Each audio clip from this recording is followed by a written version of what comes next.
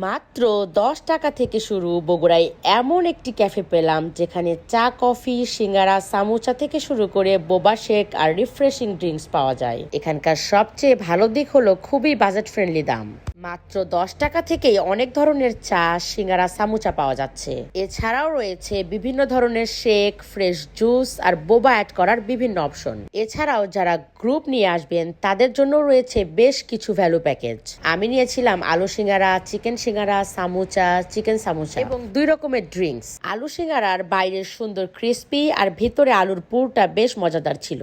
10 টাকা হিসেবে সত্যি ভালো লেগেছে। এরপর ট্রাই করলাম তাদের চিকেন সিঙ্গারা। চিকেন ফিলিং ভালোই ছিল আর খেতে বেশ ফ্লেভারফুল লেগেছে। তারপর ট্রাই করলাম তাদের সামোসা, আর এর সাথে দেওয়া ছিল গ্রিন চাটনি, যা খেতে অনেক বেশি ভালো লেগেছে। আর এরপর ট্রাই করলাম তাদের চিকেন সামোসা, আর আমার কাছে 4টে আইটেমের থেকে সব থেকে বেশি ভালো লেগেছে এই চিকেন সামোসা। আর ড্রিঙ্কস এর মধ্যে থেকে আমি নিয়েছিলাম ক্রেজি মিক্স লেমন। এটার নামের মতো স্বাদটাও একটু ভিন্ন।